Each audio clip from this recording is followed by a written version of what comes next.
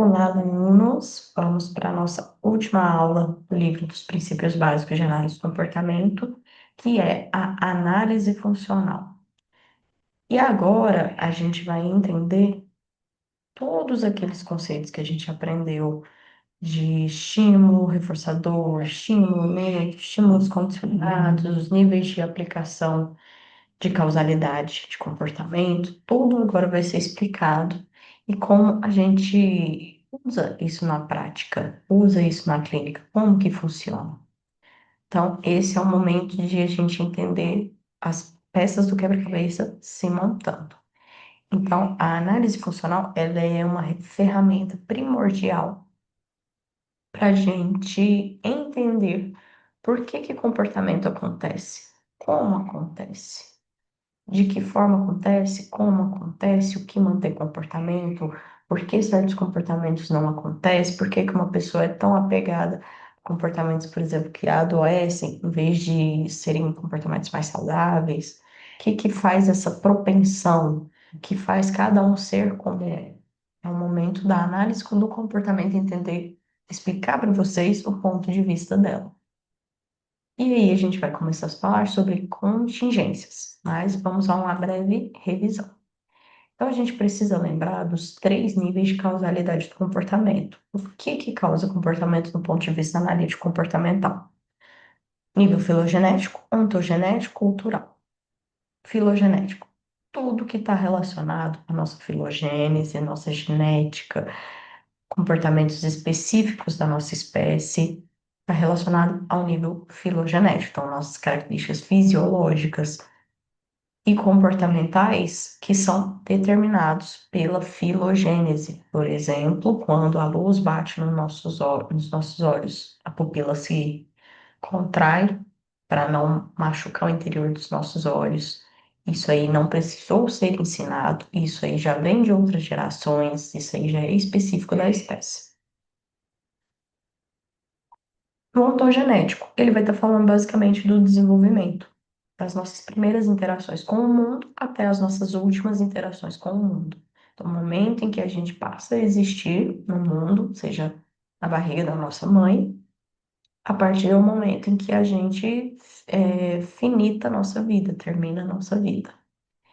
Então, são as nossas questões individuais, nossa interpretação de mundo, o que que nós temos de tendencioso a repetir, a deixar de acontecer, o que não acontece, são os nossos próprios comportamentos. Uma pessoa, por exemplo, que ela é muito condicionada a estudar, provavelmente ela tem baixo repertório para jogar uma bola, porque não teve tanta exposição. Então, esse tipo de análise que a gente também pode fazer. E o nível cultural já está falando no terceiro nível de seleção de comportamento, que são questões, nossa linguagem, nosso próprio idioma, nosso sotaque, nossas comidas típicas favoritas, como a gente aprendeu o que é certo, o que é errado, moral e amoral e moral, ético. Ao ponto de vista da nossa sociedade, da nossa cultura em específica.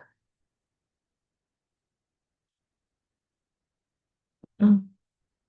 Inclusive também, né, o que é certo e errado a nível de instrução, o que que nos é ensinado por modelos e por instruções, as nossas regras.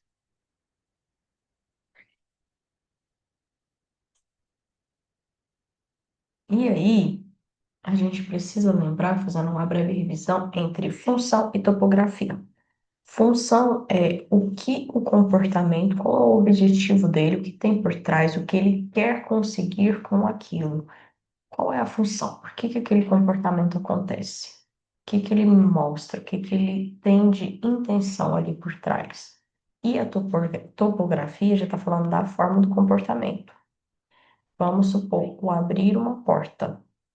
O abrir uma porta, a função do comportamento de abrir porta é você sair do ambiente que você está e entrar em outro ambiente, ok? A topografia é a forma. Você pode abrir a porta com a mão direita, com a mão esquerda, pode só dar uma empurrada, você pode pedir para alguém abrir a porta para você passar, se você tiver com as mãos cheias.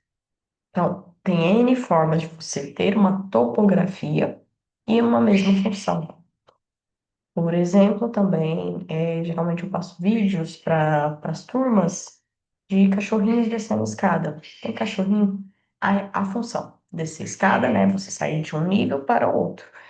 E topografia, tem cachorrinho que pula, bate as patinhas assim, e tem cachorrinhos que se jogam, tem cachorrinho que anda só com as patas dianteiras e não com as traseiras, não com as traseiras. E isso é topografia, é a forma como cada um vai fazer. Mas a função é chegar ao outro lado, né? Por que que a galinha atravessou a rua? Basicamente, a gente volta nisso. E aí a gente vai focar então em topografia, na estrutura, na forma do comportamento, podendo ter funções distintas, por exemplo, dizer eu te amo no início do relacionamento pode ser sob controle dos estados internos daquela pessoa, dos sentimentos, realmente o amor, o amar. Enquanto no final de uma briga, você fala eu te amo, só para a pessoa fica calada, pronto, acabou a briga. Falei eu te amo para eu me livrar do BO que tá aqui na minha cabeça, tá me enchendo o saco.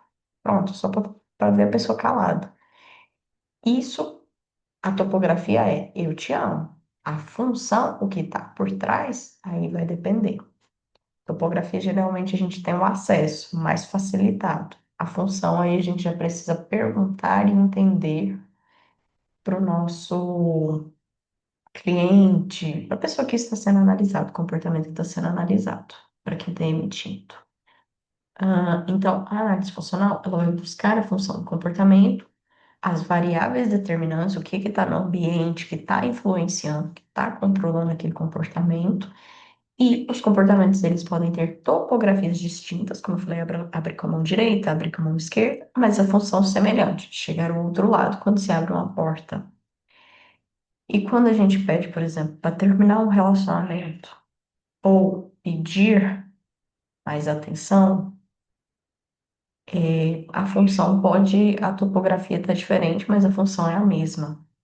Por exemplo, o que que esse exemplo aqui está querendo nos trazer é quando você está lá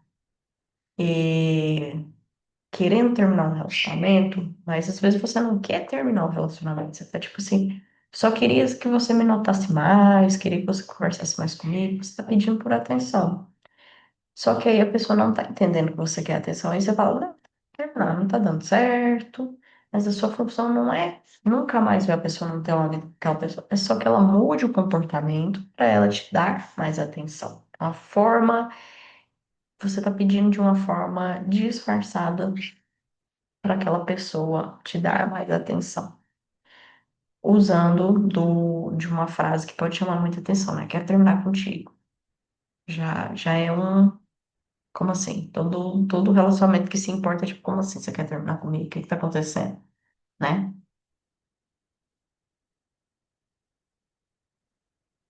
Então, a análise do comportamento, ela vai olhar de forma funcional todos esses comportamentos, não topográfica. E não encontraremos o determinante do comportamento apenas ao analisar a sua estrutura, mas sim sua função. E é exatamente isso que fazemos em uma análise funcional: buscar as relações funcionais entre comportamento e ambiente, que é o que eu falei falo geralmente nas turmas, que a análise de comportamento, eu sempre falo o quê? Que é uma análise, que é um estudo de interações. A gente vai analisar os estímulos antecedentes, a resposta, que é o comportamento, e a sua consequência. Então, quando a gente faz uma análise funcional, a gente vai estar usando dessa ferramentinha aqui, que é a contingência.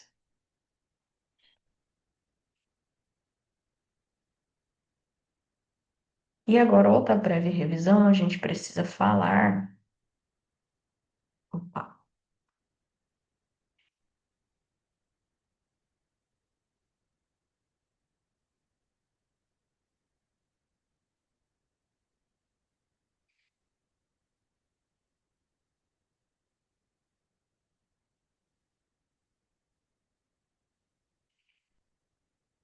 agora a gente precisa fazer uma breve revisão também com o paradigma respondente e o paradigma operante, para ficar claro essas diferenças.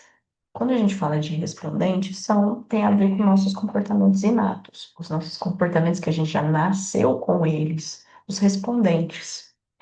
Lacrimejar, salivar quando a gente vê uma comida gostosa, ou quando a gente vê uma comida que já também não está no nosso agrado, no intuito de vomitar, de tirar o que é aversivo do nosso corpo, do nosso ambiente. E o operante já tem a ver com a contingência de três termos. A gente vai focar também muito na consequência. Então, aqui para ficar mais claro, eu vou digitar aqui para vocês. O estímulo, geralmente, inicia uma resposta, paradigma respondente. No paradigma operante, a gente precisa lembrar da contingência de três termos, que um estímulo antecedente vai emitir uma resposta e tem uma consequência, um estímulo consequente. Podendo ser reforçador? Não. Essa é a nossa diferença. Contingência de dois termos, respondente. Contingência de três termos, operante. Operante é o comportamento que opera no ambiente e o ambiente opera no comportamento. O que a gente está falando? Tem uma consequência. Se essa consequência vai operar no ambiente e vai responder ao comportamento, também vai ter uma influência no nosso comportamento, a gente está falando disso, da consequência. Então, por exemplo, o cisco cai no olho. O estímulo elicia o lacrimejar. O cisco elicia o lacrimejar. Então, é interessante para a gente também entender as relações funcionais dos nossos sentimentos e emoções. Paradigma que são, inclusive, as emoções são inatas. Já no operante, a gente precisa entender a nossa consequência. E aqui tem um exemplo. Pedir o carro emprestado ao pai flamenguista. Esse é o estímulo inicial. Após a vitória do Flamengo, provavelmente seu pai vai te emprestar o carro porque ele tá feliz, o time dele que ganhou, tá vencedor, ele tá se sentindo bem e você vai conseguir o carro nesse pedido.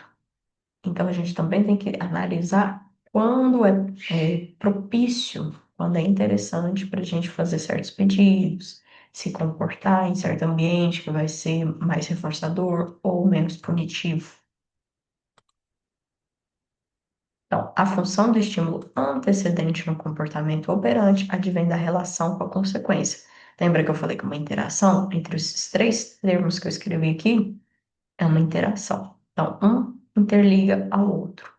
Uma vez que a resposta foi seguida de determinada consequência na presença desse estímulo no passado. Então, também temos que lembrar isso. O nosso histórico de reforçamento anterior ao longo da nossa vida é importante no momento atual, tanto para nos estimular ou desestimular a fazer certas coisas. É importante a gente considerar o nosso passado no nosso presente, que é o histórico de reforçamento. E aí a gente entra nos nossos tipos de frequências, de consequências e os efeitos. Para reformular, para fazer uma revisão com vocês. Reforçador positivo, reforçador. Os dois. Positivo, aumenta a frequência. Positivo, adiciona após a apresentação de um estímulo. Um exemplo. Você fez sua tarefa, seu professor te deu uma estrelinha na testa. Reforçador positivo. Se sua frequência aumentou, reforçador positivo. Reforçador negativo, aumenta a frequência, retirando um estímulo ou uma evitação. Não quero fazer a tarefa de casa. Falo lá com meu pai, reclamo que não quero, não quero. Aumentou a frequência da minha reclamação, porque meu pai deixou eu não fazer a tarefa. E tira uma coisa chata, uma coisa aversiva para mim. Punitivas. Tudo aqui, ó, diminui frequência positiva, adicionando algo aversivo, negativa, retirando algo agradável. Punição positiva.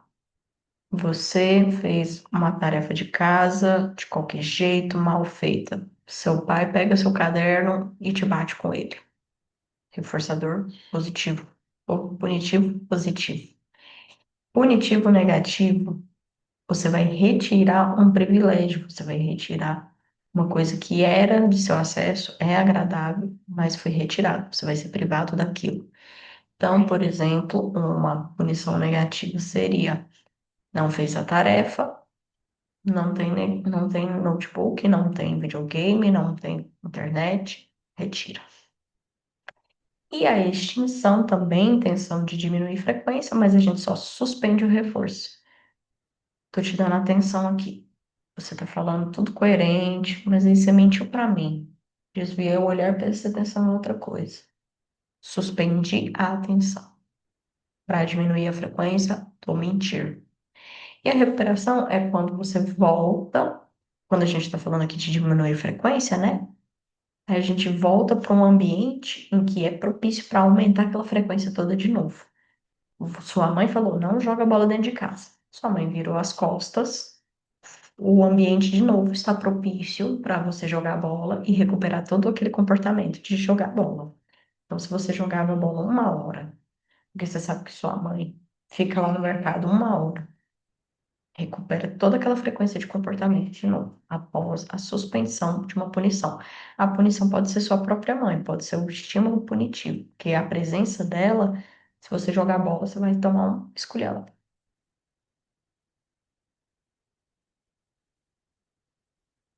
Sem isso aqui, a gente não pode fazer análise das relações entre comportamento e consequência e identificar o que é que influencia a probabilidade e ocorrência do comportamento.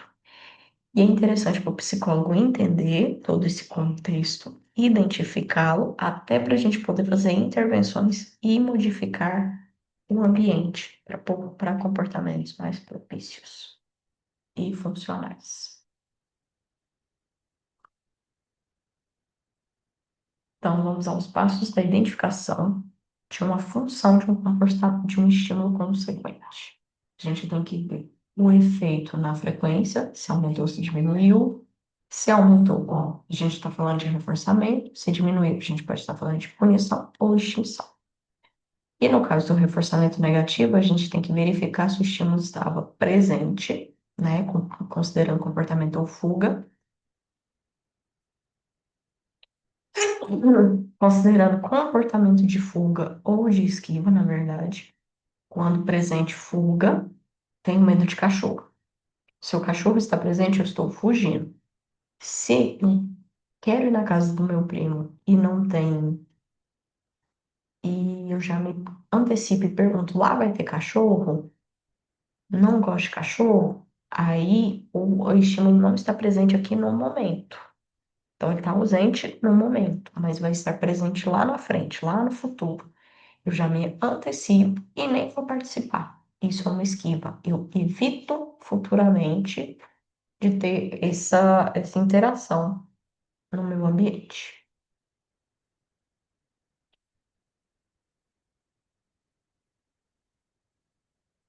Isso. Por isso é interessante a gente entender os, o que em cada comportamento, né, o que em cada processo de extinção, punição, reforçamento acontece, se aumenta ou se diminui a frequência. Análise funcional no laboratório. O rato contra o controle. Acho que já contei para vocês em outras aulas, é algo parecido. Quando a gente vê certas contingências conflitantes, geralmente que é reforçador, mas de certa forma é punitivo, você tem que passar por algo punitivo para chegar ao reforçador. Algo reforçador, por exemplo, você toma um choque, mas vai ter, sei lá, uma aguinha ali para você beber, uma comidinha ali para você beber, uma comidinha para você se alimentar. A gente entra numa ideia de contra-controle, porque você quer aquele benefício, mas sem sofrer consequências punitivas daquilo.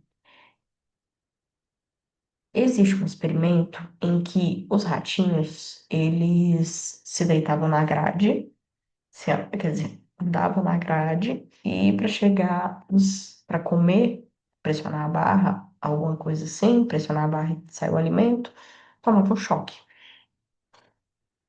Chegou um momento em que os ratos aprenderam uma forma de evitar o choque. E aí eles se deitavam, porque o pelo, de certa forma,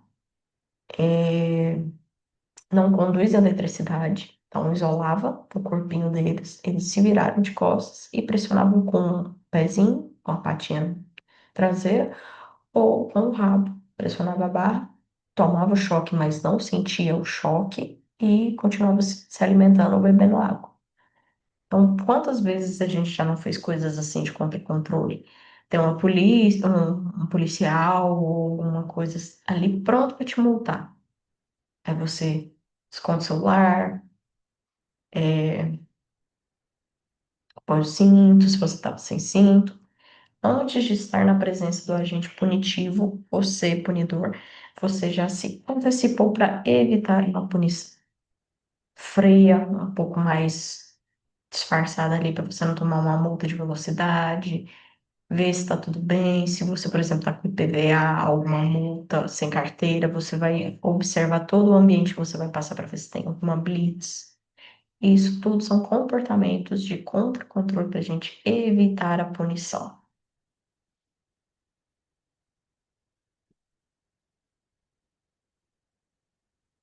E aí, agora a gente vai falar entre respondentes e operantes. Como que rola a interação desses dois elementos? Como eu falei para vocês, as nossas respostas emocionais, nossas emoções, elas são inatas, mas nossos sentimentos, eles podem ser condicionados para certos elementos. Quando a gente fala, por exemplo, do cachorro de Pavlov, aquele experimento todo está falando sobre comportamentos respondentes. Salivar na presença de comida ou, depois da suspensão da comida, de um sino, depois da suspensão do sino, de um som. E o cachorro continua salivando. Da mesma forma acontece com a gente com certas emoções.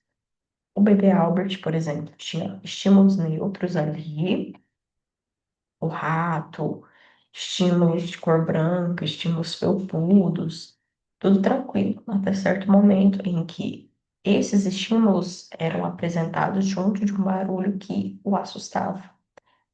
Então a gente condicionou certos elementos a, quando estiverem na presença do bebê, estiverem na frente do bebê, aquilo vai gerar os sentimentos, o susto,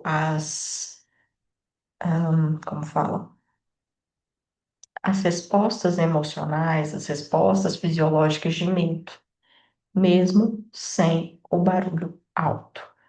Porque a gente, antecipadamente, a gente já quer se preservar. A ansiedade é o quê? É uma ideia de autopreservação. A gente quer evitar aquilo que é ruim, não entrando em contato. Mas aí a gente nem sabe se aquele cachorro que vai nos encontrar, ele vai nos morder. Mas a gente não quer nem saber, a gente só quer evitar. Só sai correndo, só evita e pronto.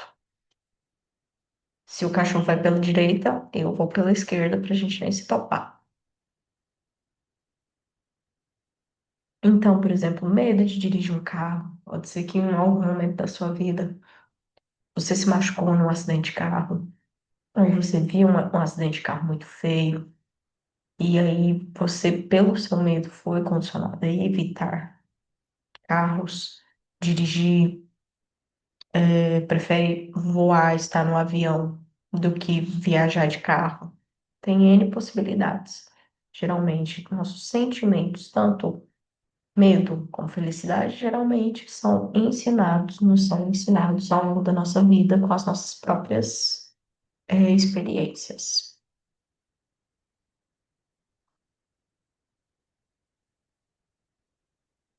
E aí, os contextos cotidianos, como que a análise funcional poderia ser aplicada?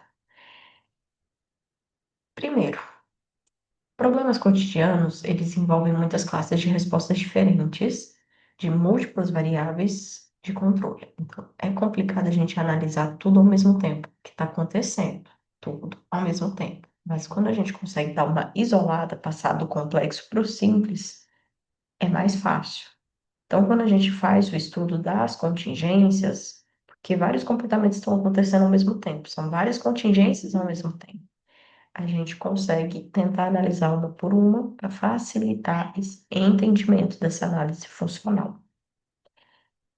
Um único caso clínico requer do analista de comportamento conhecimento de dezenas ou centenas de relatos de pesquisas diferentes. Então, a ciência, ela vem fazendo meio que leis, né, para a gente. Tipo, o reforçamento aumenta a probabilidade de ocorrência de comportamento. Então, a gente vai lá e vê comportamentos que estão com alta frequência. Então, são comportamentos que estão sendo reforçados. E a gente precisa observar quando isso acontece, como isso acontece, que contextos acontecem. Então, também vamos precisar observar, além do relato, o que, claro, que numa clínica a gente fica muito limitado a ver os comportamentos acontecendo em seu ambiente natural, mas a gente também precisa observar os comportamentos do nosso cliente na nossa presença.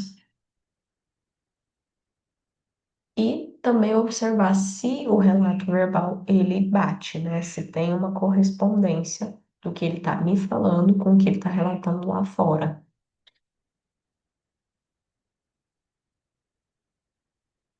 E aí a gente entra no caso clínico do Marcos. Marcos é um servidor público de 29 anos que trabalha no Poder Judiciário e mora com os pais. Namora a Paula há 3 anos, mas relata que não quer mais continuar o relacionamento, desejando escapar. Aí a gente já está falando de reforçamento é, negativo, né? Pode ser escapar, pode ser punição também, a qualquer custo. Entretanto, não consegue romper com Paula. Desde os 14 anos, Marcos nunca ficou solteiro, então são 15 anos emendando relacionamentos, sempre emendando um relacionamento no outro. Em geral, traindo a namorada do momento com a seguinte. Então, ele também teve um histórico de pelo menos aí uns 15 anos de traição com benefícios, né? Porque se aumenta a frequência aí de traição, é porque está sendo reforçado. Por isso, os benefícios. Relata que só se sente valorizado quando alguém quer ficar com ele, após ter sofrido rejeições dolorosas na adolescência. A gente já tá falando aí de punição, né? Ninguém gosta de sofrer rejeição e evita, né, ao máximo entrar em contato com esse tipo de sentimento. Para manter sua infidelidade segredo, inventa desculpas, é cuidadoso com o celular, vigilante quanto às redes sociais, gosta de contar seus casos de infidelidade aos amigos, já tem um reforçamento aí social, que o chamam de garanhão e pegador. E aí a gente vê que então, nesse pequeno parágrafo aí, o que a gente consegue tirar?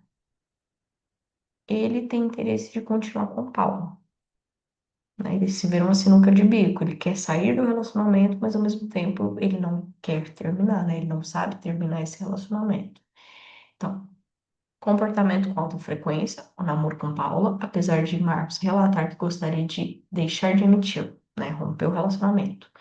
Envolve sair com ela, apresentá-la como namorada, usar um anel de compromisso, manter contato, fazer planos para o futuro, etc.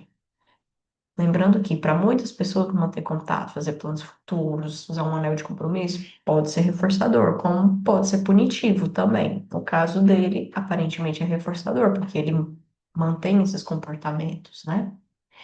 E aí, no outro ponto de vista, a gente tem o trair, que é um comportamento que ocorre pelo menos uma vez na semana definido como entrar em contato, flertar, beijar, ter relações sexuais com outras mulheres que não seja Paula.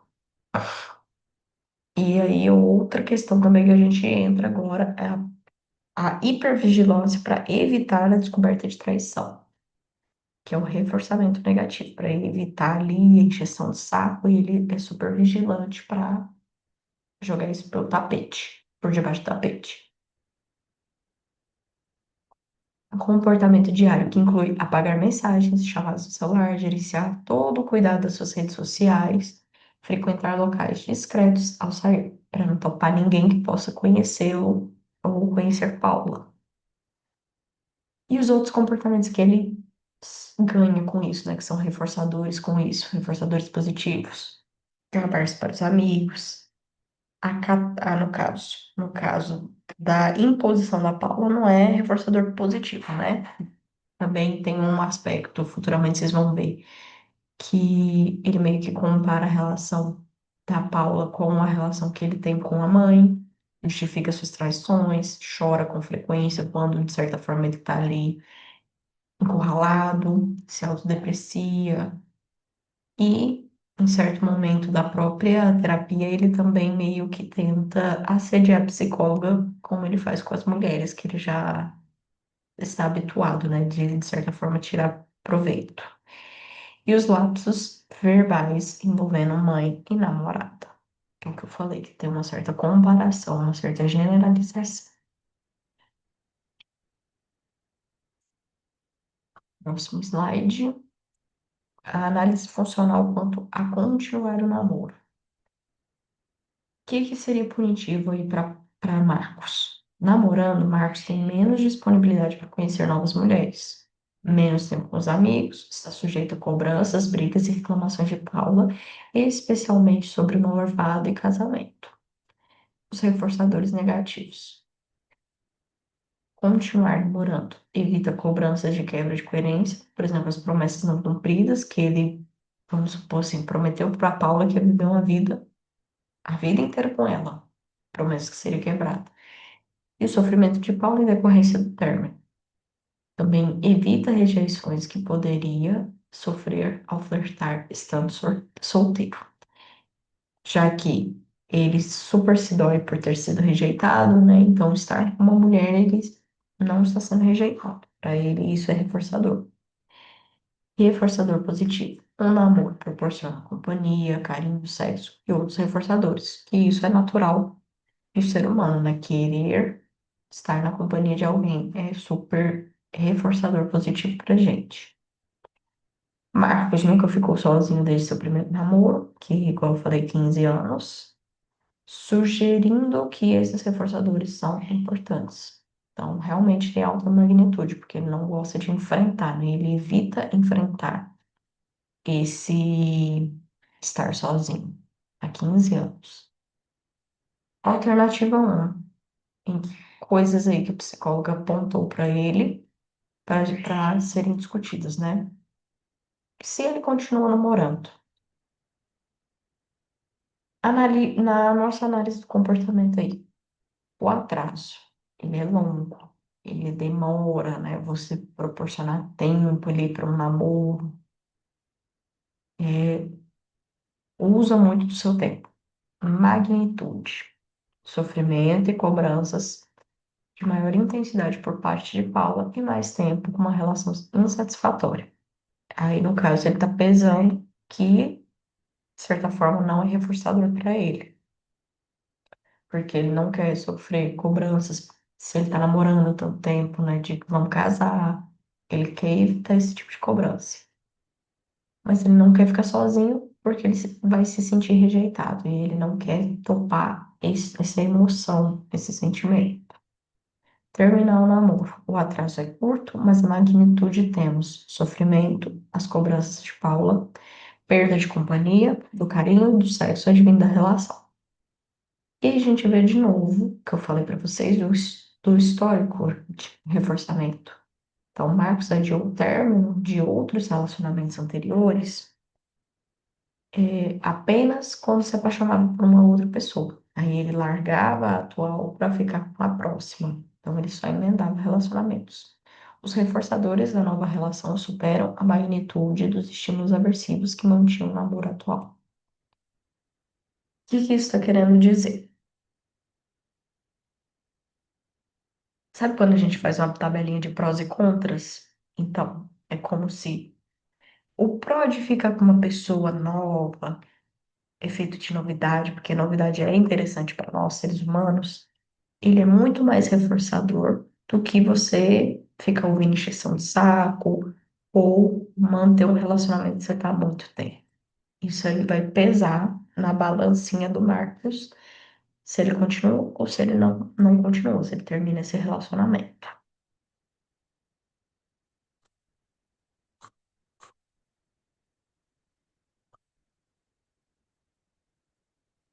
E aí a gente vai passar agora a análise funcional do comportamento de trair.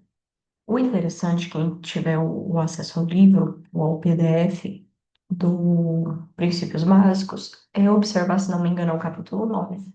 Ler direitinho todo o caso clínico para entender exatamente o que está sendo falado aqui, porque aqui está pontuado, mas não está completo toda a história do Marcos.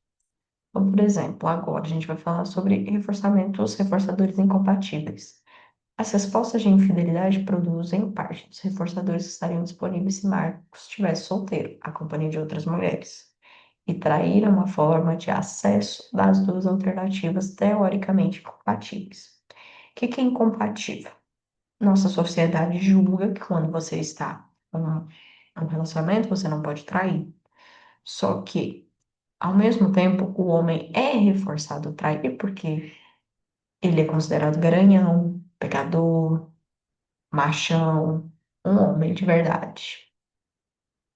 Então, é incompatível isso. Você pede uma seriedade, você pede um compromisso, mas ao mesmo tempo você também reforça quando dá as escapadinhas, né? No caso, para ele é reforçador trair, tanto pelos amigos quanto pelo que ele obtém com a traição, que é a atenção de outras mulheres, sexo, o efeito novidade, tudo isso está beneficiando o Marcos.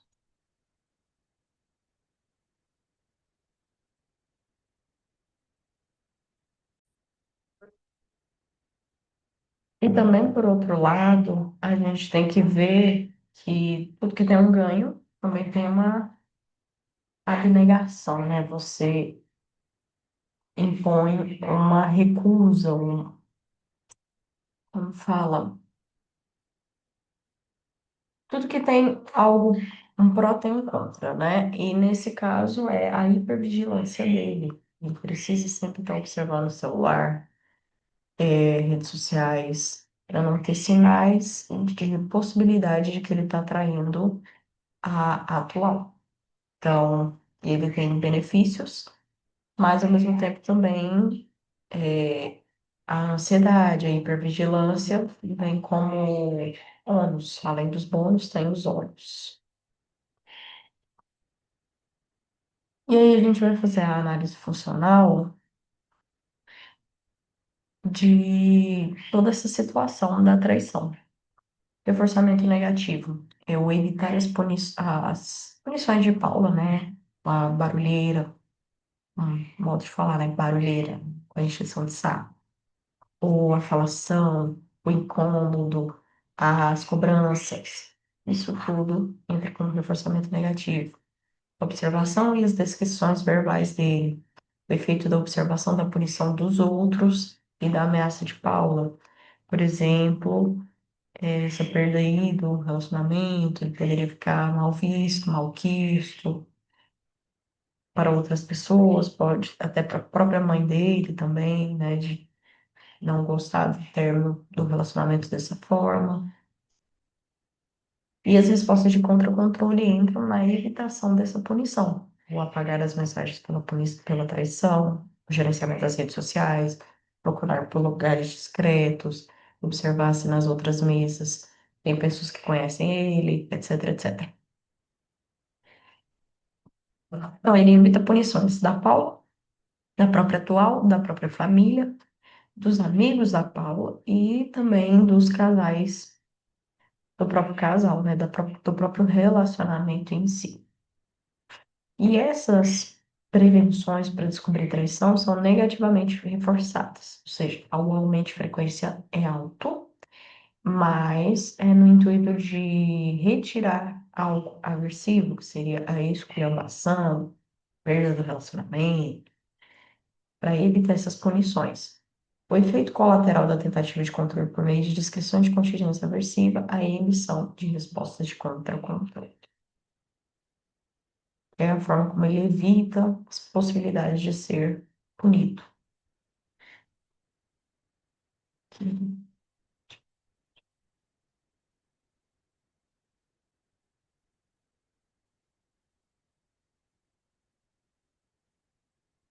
Mas e aí, o que que ele ganha, tá? Se ele vê que tem muito a perder, mas o que que ele ganha traindo a Paula?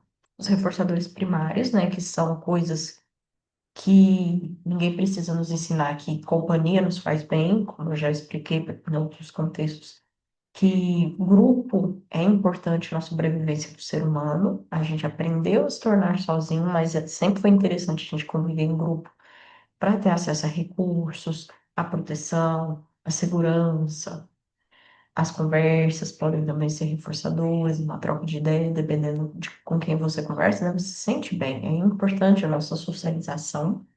E o sexo também é importante até na manutenção da espécie. E os outros reforçadores de primeira ordem, né? Os elogios, conhecimento, admiração dos amigos, como um garanhão, né? Por ele se sentir um grande homem.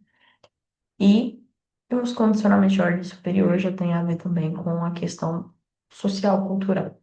O acesso às mulheres como reforçador condicionado, que, como ele já notou, ele não consegue ficar sozinho e ele evita esses sentimentos que vêm acompanhados da solidão, né? Ele se sentir rejeitado, se sentir é,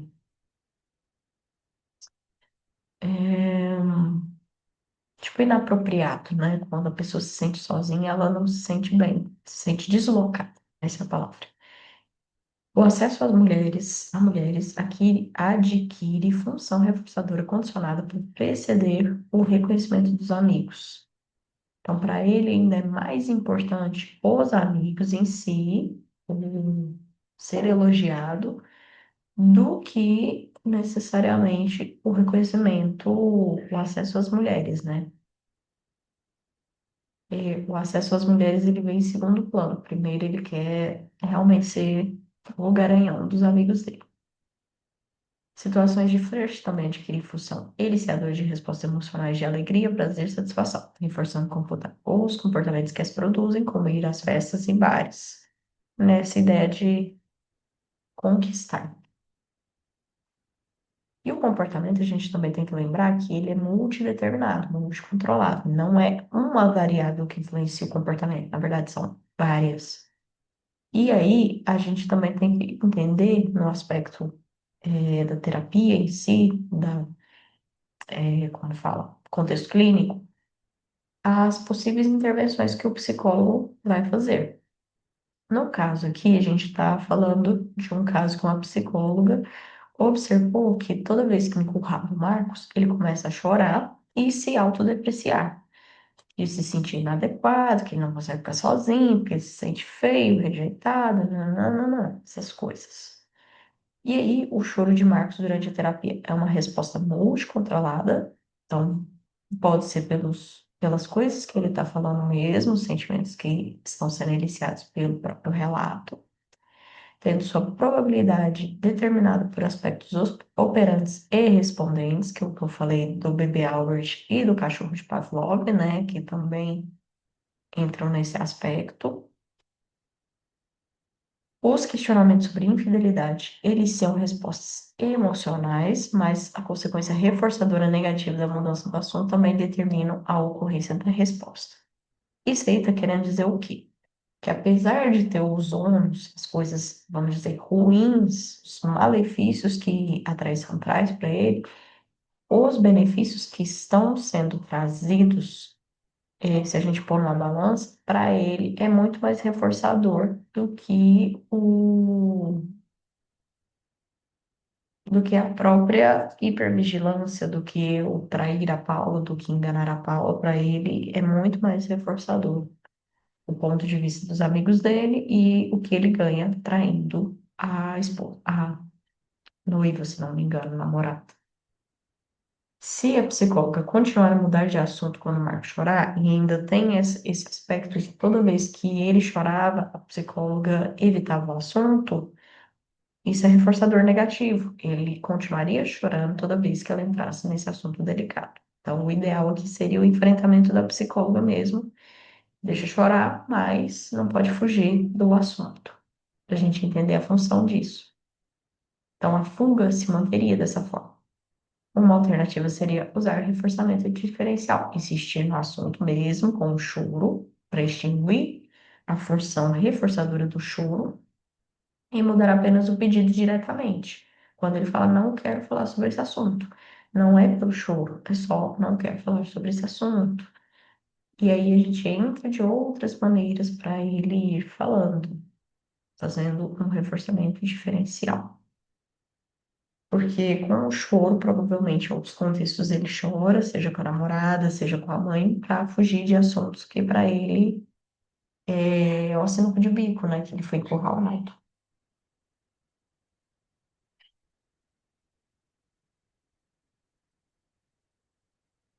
Tem um momento também que o próprio Marcos, como falei, né? Há uma generalização com mulheres, ele generaliza a Paula, como generaliza a mãe, né? Da mesma forma como ele leva Paula em certos aspectos de disfarçando as traições, ele também meio que vai levando, cozinhando assim, a mãe dele. Tem essa generalização, da mesma forma que ele trata a mãe, ele tenta tratar a Paula e as outras mulheres em geral. E aí chega um ponto que ele começa a agir da mesma forma, generalizar a forma como ele age com as duas, com a própria psicóloga.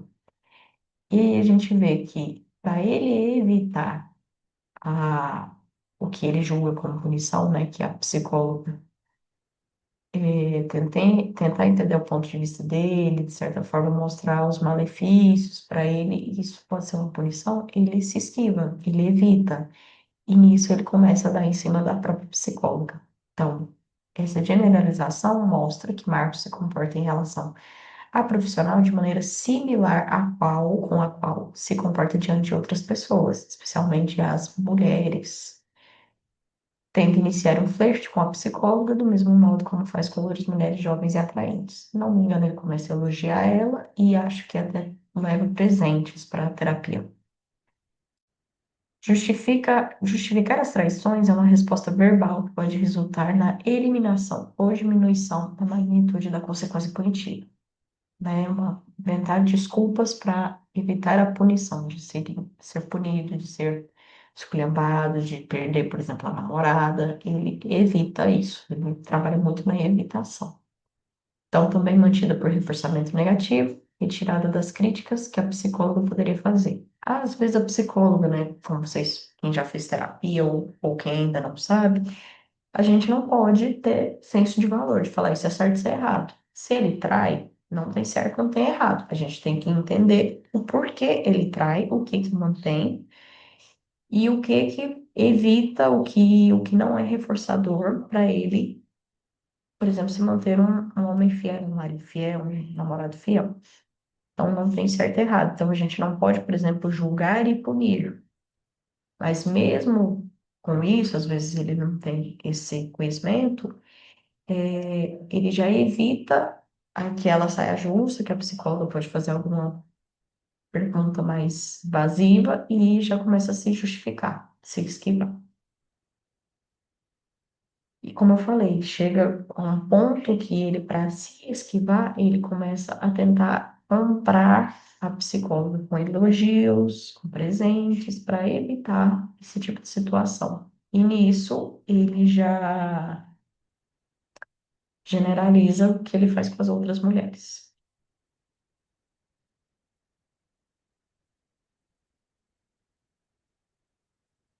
E só continuando aqui, né, que faz até a comparação de similar a crianças que são especialmente afetuosas com os pais no dia que precisam mostrar um boletim com a nota baixa. Quando a gente chega manso em alguém porque a gente fez alguma coisa errada, é a mesma função. Por isso que a gente falou lá no começo, topografia e função.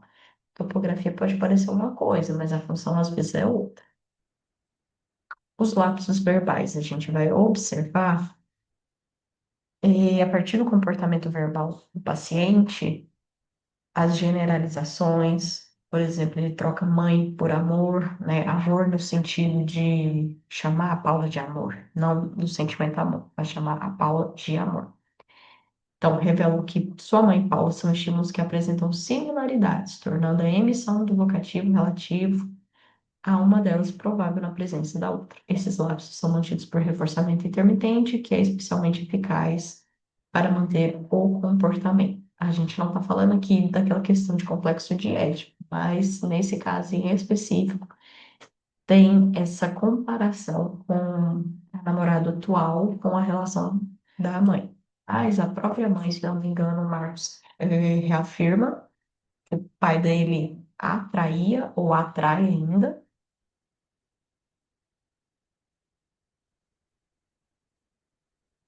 e que, de certa forma, ele meio que passa pano pro pai dele, tipo, é inentendível, porque é coisa de homem. Então, ele acata imposições também agressivas diante da mãe dele, da Paula. Ele exibe um padrão comportamental de ser submisso às mulheres, passivo, inassertivo, e é mantido por reforçamento negativo. Ele evita brigas, reclamações, demonstrações de contrariedade quando ele cede. Então, de certa forma, para ninguém encher o saco dele, ele finge que está de acordo, só para fugir das imposições dos outros, das brigas. É o que a gente fala que é inassertivo. Ele não é assertivo de falar, não concordo, não aceito, não quero. Mesmo que seja o término, seja assertivo, porque nenhum dos dois está feliz, ele não tem esse tipo de atitude. E aí a gente vai falar sobre as considerações finais desse caso, falando de predição e controle de comportamento. Lembrando que predição a gente não está falando de previsão, não é tipo, nossa, o futuro do Marcos vai ser assim, certeza que eles vão terminar. Não é isso. A gente está falando sobre probabilidades de que pode acontecer ou não nesse relacionamento. Então, quando a gente prediz comportamento, a gente está falando de conhecer melhor as condições que as pessoas se comportam, o ambiente que a pessoa está se comportando. O ambiente, lembrando que o ambiente não é só ambiente interno e externo. É um pouco além a definição de ambiente para análise do comportamento.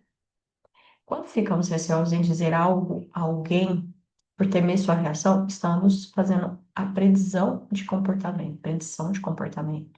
A análise do comportamento busca meios de predição comportamental mais precisos, advindos de investigações sistemáticas. Por isso que a gente faz análises funcionais para a gente ver situações que a gente é mais passível, mais provável de ser assertivo ou inassertivo. E os porquês disso. E como que a gente pode melhorar isso? Como que a gente pode mudar esse tipo de comportamento ou ambiente? Controlar o comportamento, que influencia o comportamento. Não se refere a obrigar alguém a nada contra a própria vontade. A gente está falando de melhorar condições, dispor condições para que o comportamento tenha maior ou menor probabilidade de ocorrer. O controle raramente se dá de forma deliberada, decorrendo de relações naturais entre os organismos. E os determinantes de comportamento, a gente está falando das variáveis que controlam o comportamento. Lembrando que, como eu falei em outras vezes, não é só uma variável que controla o comportamento, mas sim várias, principalmente porque a gente lembra de falar de histórico de reforçamento. O que foi reforçador para você lá atrás, lá no seu passado, pode ser que ainda seja reforçador atualmente na sua vida atual, como pode já não ser.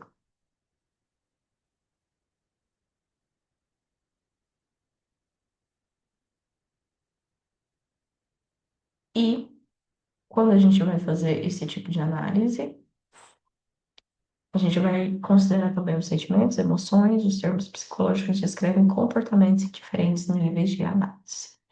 Então, para finalizar, as referências, que é o Moreira e Medeiros, capítulo 9, análise funcional. E aqui ao final a gente tem um questionáriozinho.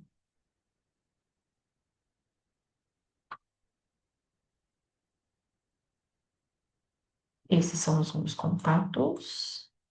Vou fazer um vídeo separado para não ficar tão longo sobre esse questionário aqui atrás. E por hoje é só, pessoal. Eu espero que novamente tenha sido de grande proveito para vocês. Logo vou lançar um vídeo. E se não me engano, na nossa pasta do Drive também já tem o gabarito de todos esses questionários para vocês terem acesso.